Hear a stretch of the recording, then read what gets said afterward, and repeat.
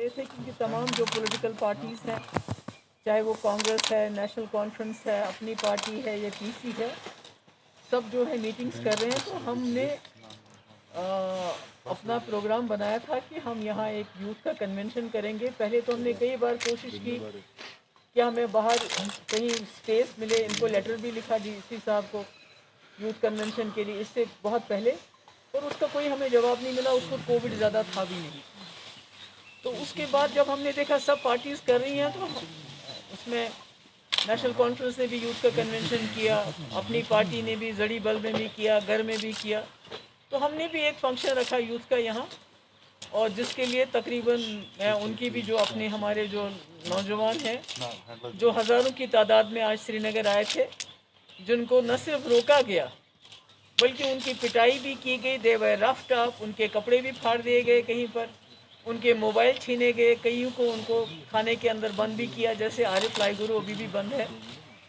तो इस तरह से हमें कुछ समझ नहीं आया कि ये क्या वजह है। आज भी अनंतनाग में उमर साहब का जलसा है, कल उनका बारामूला में था। उसके अलावा अपनी पार्टी का परसों कोई ज्वाइनिंग थी उनके घर में, जड़ी बल में जलसा था। इसी तरह पीसी का जलसा, इसी तरह कांग्रेस के कई जलसे हो गए जिसमें आज़ाद साहब, मीर साहब, और उससे सबसे बड़ी बात कि हमारे अपने प्राइम मिनिस्टर इस वक्त यूपी में बहुत बड़ी बड़ी रैलीज कर रहे हैं। उस यूपी में जहां गंगा में लाशें बही हज़ारों की तादाद में। तो यहाँ हमें समझ नहीं है कि यकायक क्या हो गया कि रात को इन्होंने कोई चिट्ठी भेजी थी, जो हमने मॉर्निंग में टेलीविज़न पे देखा, तो हमने कागज़ वाकज़ देख लिए। तो उसमें कोई चिट्ठी थी कि भाई उसमें लिखा गया था कि तो परमिशन की ज़रूरत नहीं थी। इन view of the report received from senior superintendent of police Srinagar and COVID-19 restrictions in place, it's hereby ordered that the scheduled youth conference that is to be held by PDP at Gupkar is not allowed. तो Covid का PDP के लिए Covid क्यों है? तो हमें लगता है कि जो इनका नैरेटिव है, जो बीजेपी का नैरेटिव है, जो उस नैरेटिव को चैलेंज करता है, क्योंकि ये पूरी दुनिया में, पूरे मुल्क के अंदर बताते हैं जम्मू कश्मीर में सब ठीक ठाक है, और हम उस नैरेटिव को चैलेंज करते हैं। हम बताते हैं लोगों को कि जम्मू कश्मीर में कुछ भी ठीक ठाक नहीं है। यहाँ सबसे बड़ा जो टारगेट होता है वो नौजवान होता है। आज भी उन्होंने नौजवानों को टारगेट किया, क्योंकि एक यूथ मीटिंग थी, यूथ इंटरेक्शन था, जिसमें नौजवानों को जेल, नौजवानों को यूएपीए, नौजवानों के पीएसए, नौजवानों को नौकरियों से निकाला जा रहा है, नौजवानों की नौकरियां जो है बाहर के लोगों को बांटी जा रही है। हर तरह से नौजवान को डिसएम्पावर किया जाता है।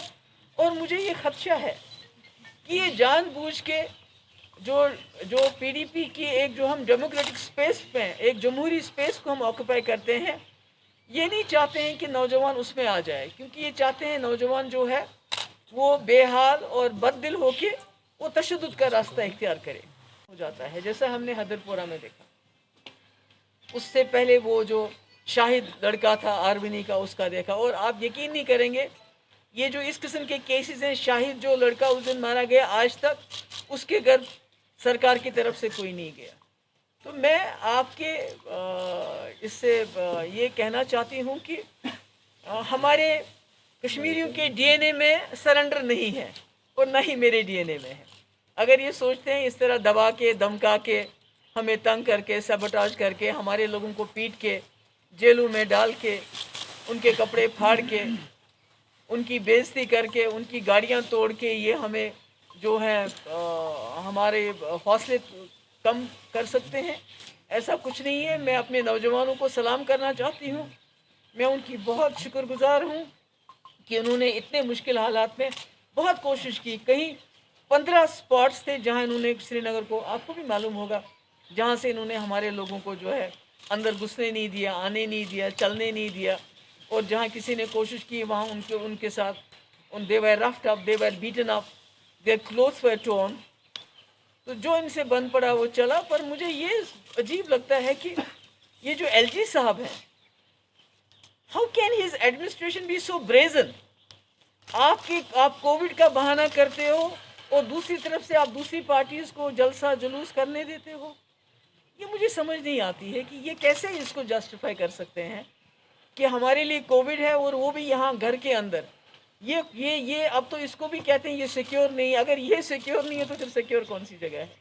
हम इनको मैसेज देना चाहते हैं, दिल्ली वालों को भी और जो उनके यहाँ लोग बैठे हुए हैं, कि हमने जम्मू कश्मीर की सालमियत, जम्मू कश्मीर की दिफा, जम्मू कश्मीर के हुकूक, जम्मू कश्मीर के तशख़्ख़ुस की जो लड़ाई हमने शुरू की है मुफ्ती साहब के वक्त से मसले कश्मीर हल करने की, उसमें हम जदोजहद करेंगे। उसमें हमारी तरफ से कोई समझौता नहीं होगा, क्योंकि मुझे लगता है कि अगर समझौता हो जाए इनके साथ तो फिर ये आपको पूरी स्पेस देंगे, आप जो करना चाहते होंगे करने देंगे।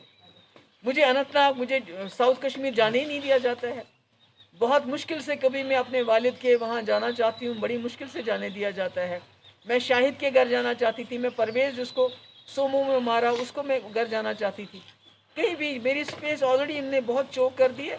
मगर जितनी भी हमें स्पेस मिलेगी, मैं अपने नौजवान बच्चों से भी कहना चाहती हूँ कि आप इनके जाल में मत आइए। ये चाहते हैं, ये आपको इतना ज़्यादा फ्रस्ट्रेट करना चाहते हैं कि या आप ड्रग एडिक्ट बन जाओ, या आप बंदूक उठाओ या पत्थर उठाओ, ताकि इनको आप पे अटैक करने का, गोली मारने का एक बहाना मिले, जैसा ये कर रहे हैं। आपको देखा हमारी सड़कें खून से लथपथ है।